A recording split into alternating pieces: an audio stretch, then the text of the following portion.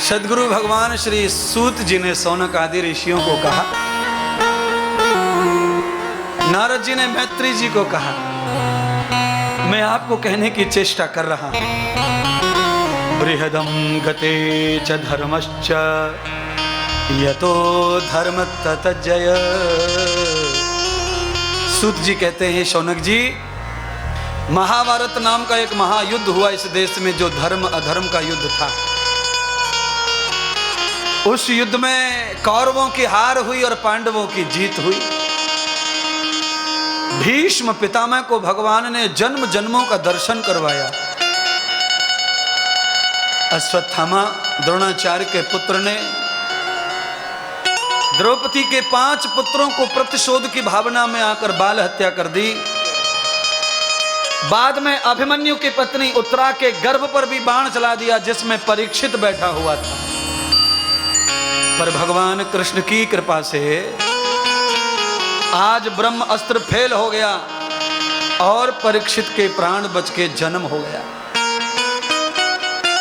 ये जो मैंने अभी आपको बताए ना 4 संस्कार, ये चारों संस्कार उत्तरा के हुए थे। ये मैं बताना चाहता हूं, इसलिए कथा लाया हूं।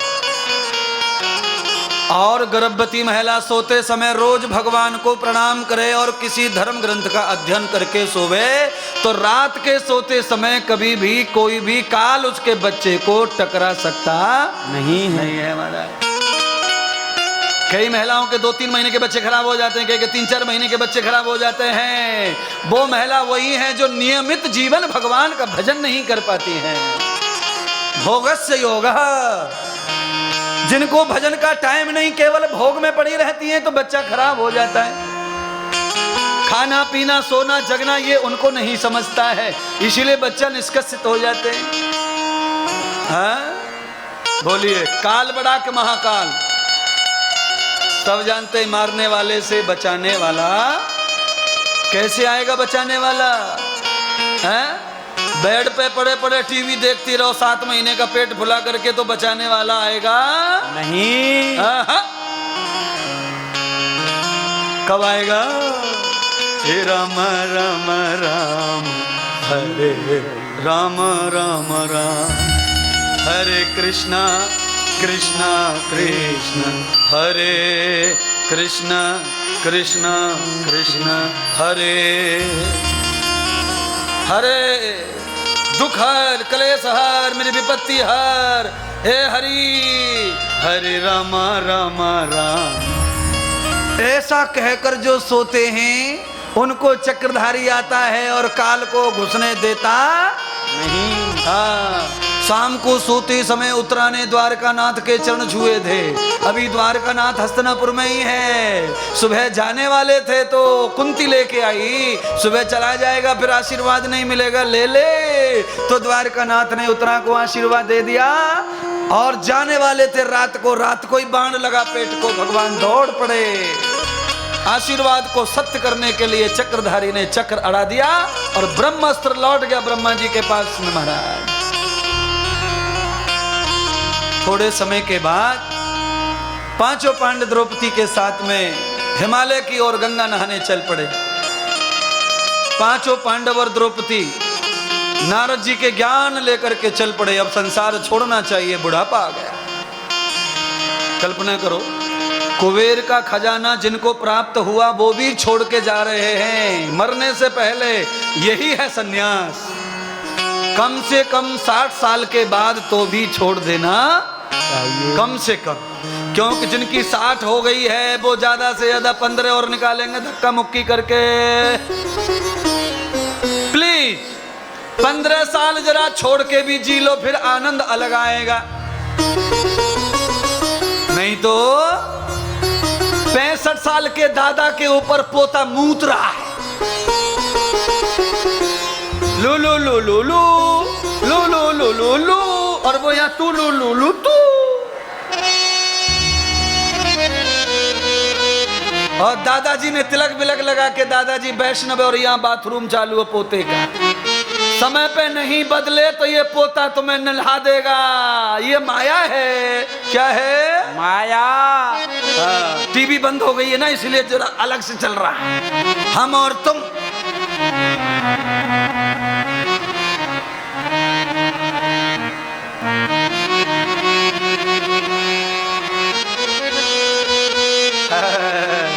ओ दादाजी, दादी, सत्यनारायण की कथा के लिए अभी नहाई, अभी साड़ी बदली, पंडित जी आके बैठे और बच्चा तुल्लाटा मार रहा, पूरी साड़ी गिल्ली। और दादी भी ऐसी है, बोले बच्चे भगवान भी माफ कर देते उसी साड़ी से। सत्यनारायण की जय। 5वां अध्याय सत्यनारायण की जय। और वही साड़ी पोते वाली, बच्चे का मुंह है। किसका? बच्चे का। उसमें का सोना निकलता है। अशुद्ध नहीं मानते बच्चे के।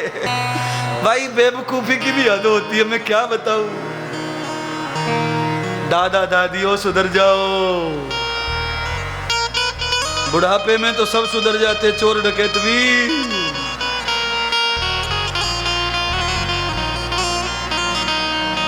पांचों पांडव गंगा नहा के हिमालय चले गए। द्रौपदी को काल आया सबसे पहले। द्रौपदी स्वर्ग चली गई। द्रौपदी मुक्ति नहीं मिली, द्रौपदी को स्वर्ग मिला। नकुल सहदेव गए, फिर अर्जुन भीम गए। धर्मराज युधिष्ठिर को सबसे आयु ज्यादा है पर मृत्यु नहीं आ रही है। क्यों? गुरु के साथ झूठ बोला था। अश्वत्थामा मारा गया, नरावा कुंजराहा।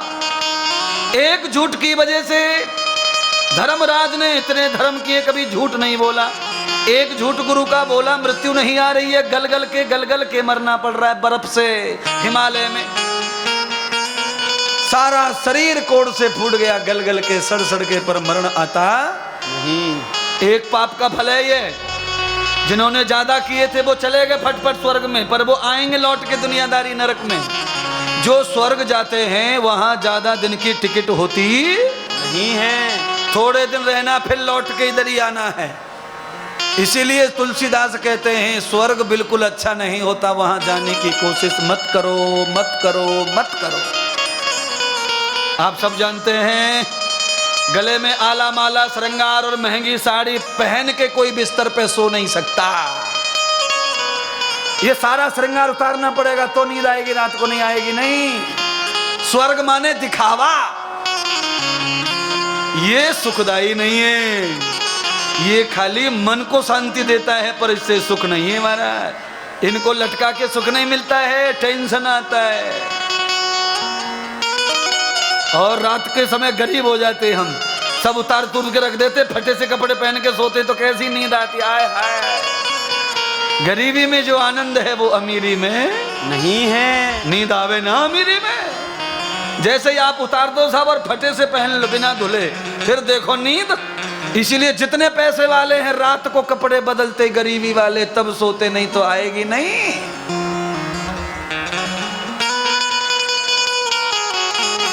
एक बार हाँ या ना तो बोल दिया करो, सच पे भी हाँ नहीं बोल रहे। क्या बोलते उसको? Half pant. इधर अलग है, इधर अलग है। इधर तो वो है मैं नागिन तू सपेरा वाला ड्रेस है। इधर अमरीश पुरी ने पहनी है वो फिल्म, वो ड्रेस, सपेरे वाली ड्रेस पहन के सोवे सब। इधर नींद आवे ना। क्या बोलते हैं अंग्रेजी में उसको? गैया के नाम पे आता है वो, गाउन। गाउन नीचे से ऊपर तक भिखारियों की ड्रेस है, तब नींद आती है लक्ष्मियों को। सीधा सीधा सिद्धांत है भागवत का। मैं किसी को हंसाने के लिए नहीं बोल रहा। जब तक आप आडंबर से दूर नहीं होंगे नींद आने वाली नहीं है, ये मैं बता रहा, बस और कुछ नहीं। भिखारी की ड्रेस पहनते से खर्राटे मारे लक्ष्मी।